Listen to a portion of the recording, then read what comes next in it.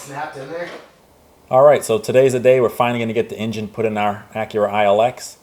I put a lot of things on the engine. I'm not sure how easy it's going to be to get it in like this. I put the alternator on. I put as many things on there as I could because we've chopped so much at the front end. I'm hoping that we can literally just slide straight in and get everything to line up pretty well and less stuff to do after it's in the car. But, I mean, if it's complicated, if it's a little bit too hard, we'll just unbolt some stuff as we're trying to go. But for the first run here, I just want to try everything on there and see if we can get it in. Yeah, we can just do that. It's fine. For damage something.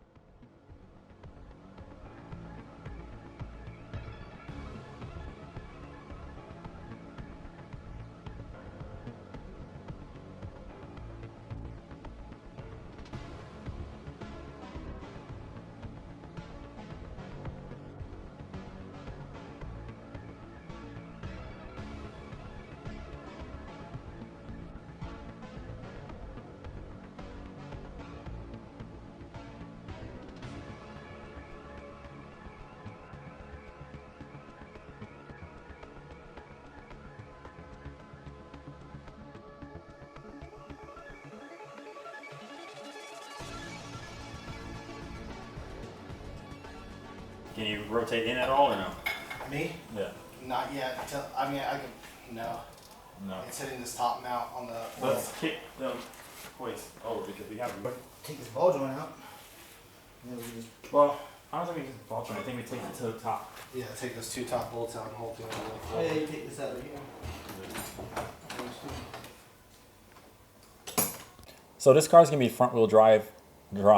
This car is basically going to be a front wheel drive all motor class. So I'm basically trying to get all the weight up front. We put the gas tank in front of the front wheels. We got the battery in front of the wheels. Literally, we're trying to have as much weight up front on the car as possible.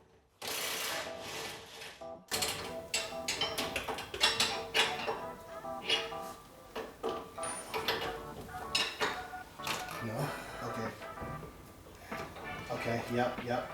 Now I'm clear of everything right now. Now the axle, Hold the that. axle's in. You're gonna have to go up just a tad. I got it through. All right. Not all the way, but I'm close.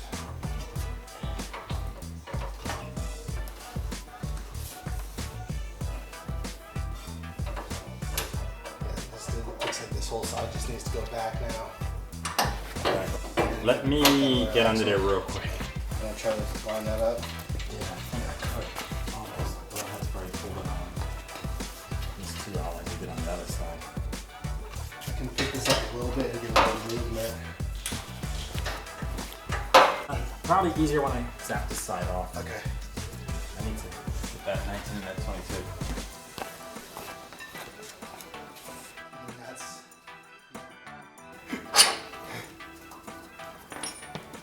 Put this bolt back in here so it doesn't have hold it straight or just lower the jack really slow, and that'll help the angle. You want me to lower the jack really slow? Yeah, that should help it line that up, Alright, so here it goes. it's not gonna put as much stress on it. Just go slow. There it goes. Let me know. Alright, so now we just need to find where it's hitting. I think it's on the subframe I on think the it's back. hitting right there. here in the back of the transmission. Yeah, so I may have to just try to lift Kick up it back a little- left. Lift up on that side a little push bit. down on it now because it's holding it. Well, I think if we're cleared everything though, if I can lower it a little bit now. Yeah, I think. You were hitting the chassis before. If I can lower, Yeah, maybe. it'll level out a little bit more, like that.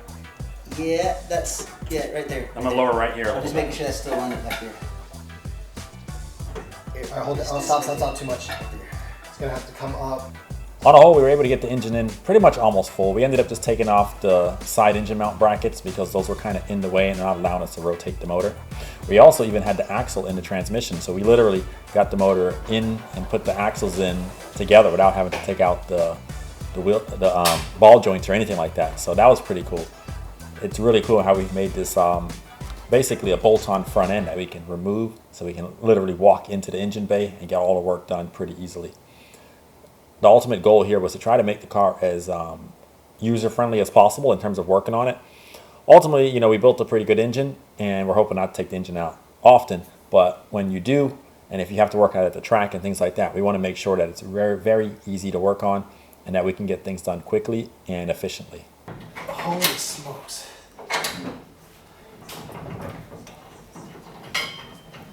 Is it screwing? Yeah. Oh, yeah. Yes, sir. Let me get my team on that one.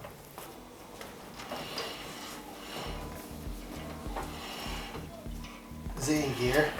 Which way is that other one moving? Because it got really tough at one spot. That's moving backwards. Yeah, right there it's fucking tough. It's in neutral at first, but It was moving backwards? For a second. Oh yeah, it's definitely got the LSD in it. Yeah. it's got Cusco LSD too, so you know it's gonna be real. Yeah, like right there, it just locked up. I think it's the LSD that's doing it. So it spins really easy and then it locks up. Mm. Okay. Yeah, but it doesn't look like the actual I triangle. don't think it's binding on anything though. I mean, this one's a little bit tighter than that one. But, let me see. Does that one have any up and down play to it? Like, do you pull the shaft up and down at all? No, not really. Not really, It's so tight. they're about the same. Do that one again. Oh, this one looks like it's stretched though.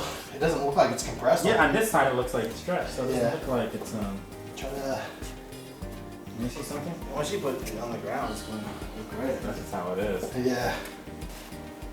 I can, yeah, we'll try it. I can shave the inside of the bucket. Yeah, the And base. the base of the Yeah. bucket, if we need to, just like here. I mean, because it was only by about a millimeter.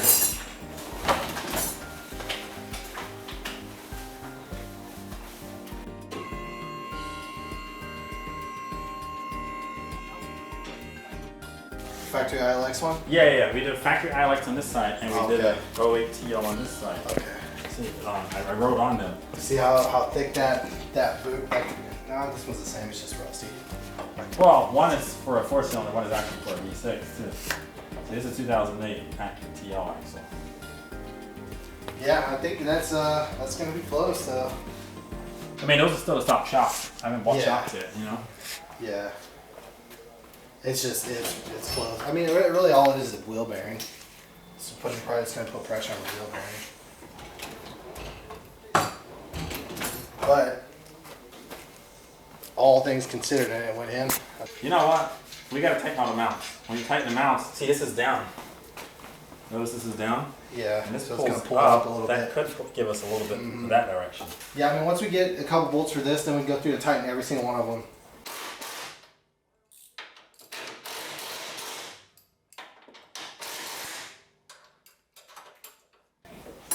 Do you have a 17 flex? Yeah, it's on my hand right Oh, okay. But a long one. This? No, the open end, like Oh, like a gear wrench? yeah, Oh, I see the little flex. the flex head open Yeah, end. there's no 17 flex in there.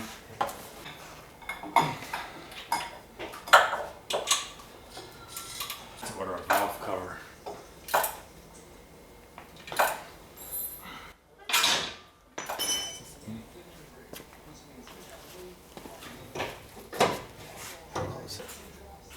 If we're lucky, Yeah. shouldn't try to piss out any fluid. We gotta take the whole filter housing off to change the filter, and it my may God. hit the lower control arm. Oh no, I was off. The one thing I was worried about at first was this. Oh no, I was off. So, I was worried about this at first. oh, you're but definitely good on that. Now look at it. You got clearance. I don't know what's gonna happen when this goes up. I mean, I got right there. Yeah. Well, we'll have to put it Yes. come down and see. Damn it, that's close. Stubby oil filters. Like the old hamp The- filters. yeah, the green ones. Yeah. Yeah. So that's close. I'll end And up having- what's the other thing? Oil filter relocation. Yeah.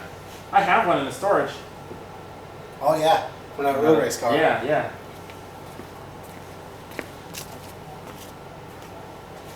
But I mean, for now it fits. This one's gonna come to here. Which one? This one. Because when you push out of the radiator, you're going to the bottom. Okay. You push out of the water pump, sorry, you're going to the bottom. So this one, you'll cut it maybe shorter. You probably even start with bend down, it's bend a little technical. But he left these long on purpose, but I noticed that. Either that or I bring this further out. Your other hoses are good, right? Yeah, I mean, they're the same size, right? Yeah. So as long as you have an S piece, then that should go straight to that. You just have to take just the bend. Yeah, or he can cut this, well, we'll have to come up to keep not getting cut. Well, he's gonna cut this one down anyway. He cuts this one down. That one rotates can this definitely. to here. Yeah. Then that's easy. This one, then he can cut it back and just kind of flip it up. And the whole tech's gonna tell you what the oil pressure is. The sensor's right there, so you monitor the oil pressure. Well, I'll put it on later, don't worry. I'll put the wheel on. Yeah. We're running the P2R Max Flow CNC program on these, which is basically a 37 millimeter intake valve and a 31 millimeter exhaust valve. We were able to open the throat area bigger. We got bronze valve seats. I mean, this head is the full works. Together with the bottom end, it's a 3.7. We're actually using a true J37A4 motor for this car, but it's not the actual J37A4 sleeves. We actually re-sleeved this block, so it's got a full replacement sleeve in there. So pretty much, 3.7 liter, 13.5 compression with our Max Flow CNC ported heads. We got some Brian Crowder cams in here at the moment, though we're going to be trying some different cam combinations on this. We're starting with those, and we also have some custom cams that we have in development. Those weren't quite ready yet, so we went ahead and went with these cams. We got a Ferrari valve train package in there, and I mean, the engine looks good. I showed you guys some of the process on that before, and yeah, let's see. We'll go to the dyno hopefully in a couple of weeks here. Gonna try to line up with Brent from PFI Speed and get that sorted out and come together and get a good video of this vehicle dynoing for you guys here soon.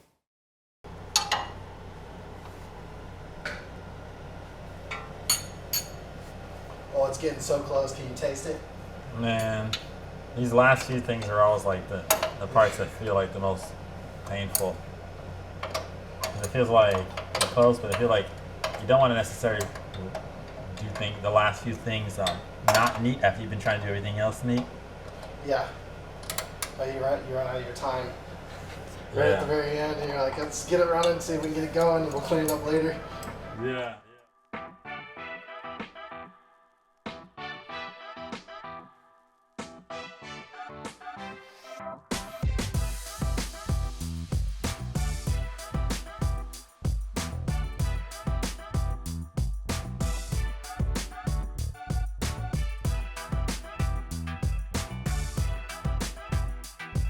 All right, so here we're just going through all around the car. We're doing all the brakes. I'm getting the brakes bled. We got the Wildwood drag race brakes up front. Those are small brakes, gonna drop some weight off the front end, but we gotta go ahead and get everything bled. It's a single piston caliper. The rear, pretty much of the car, we have it all stock brake lines, everything. So there, we're just gonna have to bleed it. We don't have to really check for many things, but up front, we're just checking for leaks. All the steel braided brake lines that we put in the car, we need to just go over, make sure they're all tight. We kind of just put everything in, was test fitting, but now that we're trying to get the car rolling and ready to go, we're gonna go ahead and just make sure everything is tight and good and there's no leaks in the system.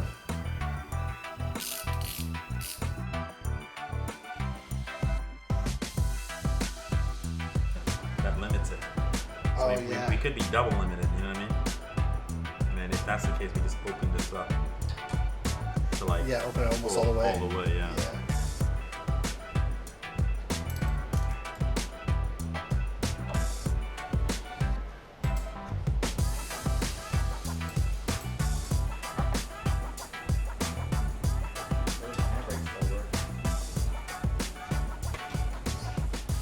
Oh, and this one's just the one where you have to really have one person. Yeah.